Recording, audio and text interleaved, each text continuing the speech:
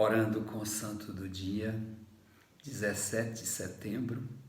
Para hoje escolhi Santa Hildegarda, doutora da Igreja, grande mística. Hildegarda, descendente de nobre, riquíssima e numerosa família alemã, nasceu no castelo de Bockenheim, na bela região da Renânia, do Rio Reno, em 1098.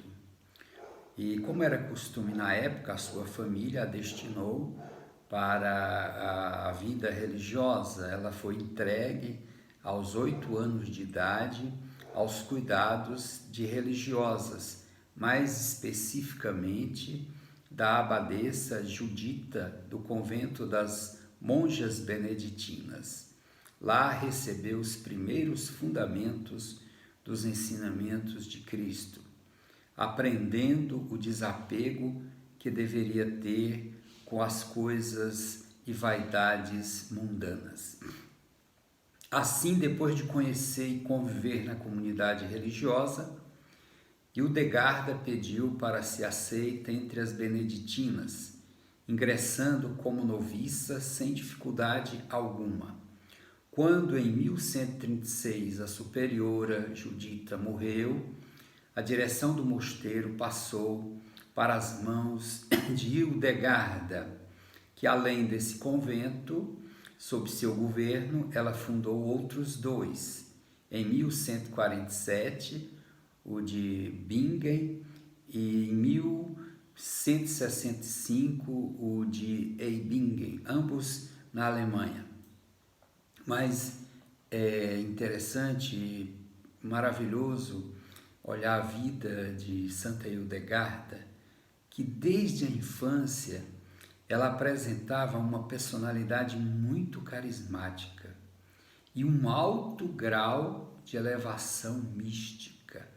Aos poucos, esses dons acabaram se manifestando como visões definidas por ela mesma como lux vivens, ou seja, luz vivificante.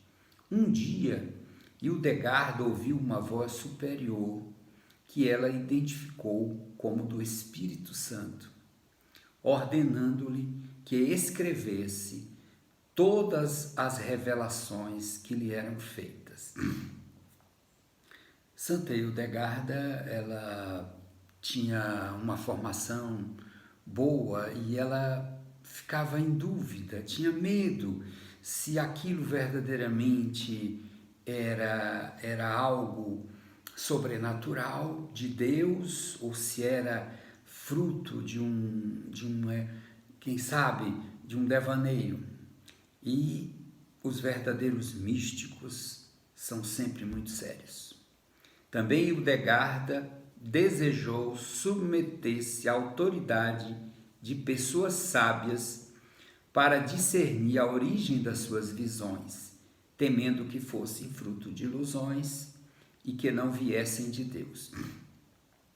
Destinou-se, por isso, à pessoa que nos seus tempos gozava de máxima estima na igreja, simplesmente um dos gigantes, São Bernardo de Claraval,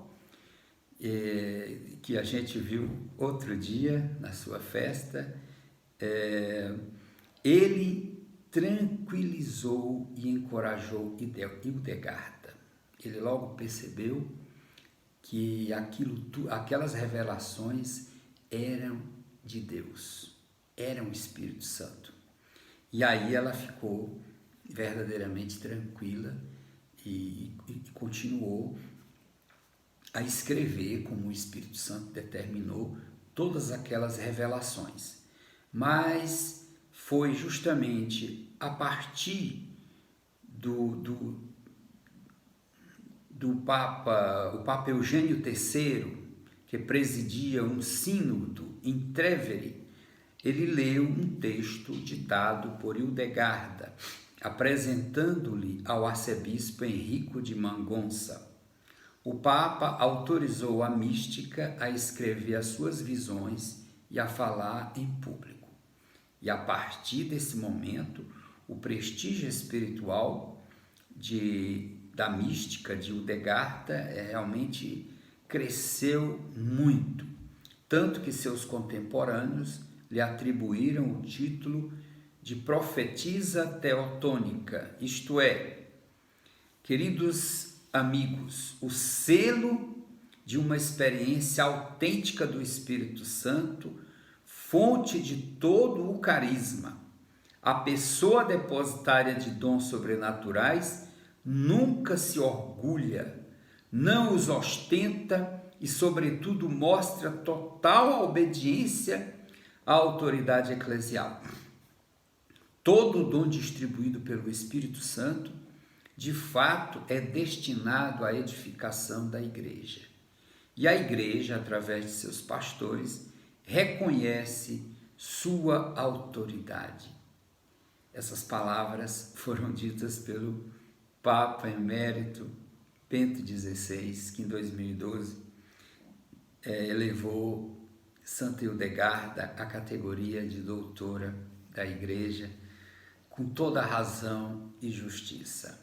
Mas uma mística, essas revelações precisam ser melhor conhecidas. Uma mística extraordinária, uma pessoa de humildade ímpar e que tem uma intimidade grandiosa com o Espírito Santo.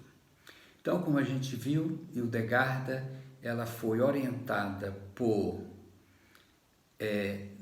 ninguém mais, ninguém menos que São Bernardo de Claraval. E só isso já é motivo suficiente para que tudo aquilo que ela escreveu, fruto dessas revelações, seja verdadeiramente comprovado. Seja comprovada a sua maturidade espiritual e, sobretudo, os seus escritos místicos. Apesar de não ser letrada, Hildegarda acabou por desenvolver uma grande atividade literária. Por esses dons, acabou adquirindo muitos conhecimentos, por exemplo, sobre medicina e ciências naturais, transmitidos depois por livros precisos que escreveu sobre essas matérias, reconhecidos cientificamente.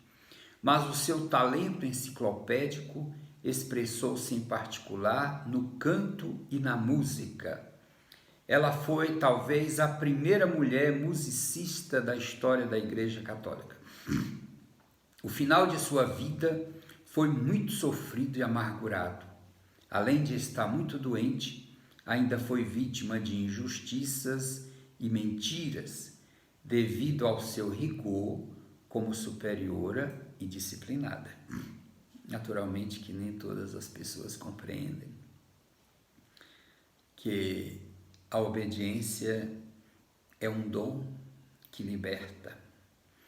E aos 81 anos, no dia 17 de setembro de 1179, Hildegarda morreu no seu convento de Bingen. Pôde finalmente ir descansar ao lado do Senhor. Essa mulher extraordinária, mística beneditina, cientista, conselheira de bispos e imperadores, seguiu influenciando a espiritualidade católica. Mesmo depois de sua morte, por meio de seus escritos, traduzidos em quase todas as línguas do mundo, desde a Idade Média até os nossos dias, no século XX, em 1921, ainda a influência do seu carisma inspirou a criação de uma nova congregação, a das Irmãs de Santa Hildegarda. Com a fama de sua santidade reconhecida ainda em vida, fez com que vigorasse um culto expressivo e ininterrupto, mantido entre os fiéis do mundo todo. O local de sua sepultura tornou-se um dos centros de peregrinação mais visitados. Santa Hildegarda teve a sua veneração litúrgica autorizada pela Igreja para ser comemorada no dia de sua morte, que é hoje. Santa Hildegarda, rogai por nós. Divulgue esse vídeo, compartilhe e invoque a intercessão dessa mística. Procure conhecer as revelações e os escritos dela. São preciosos, coisa do céu, de Deus, obra do Espírito. Que o Senhor te abençoe, te proteja, livre de todo mal, em nome do Pai, do Filho e do Espírito Santo. Até o próximo.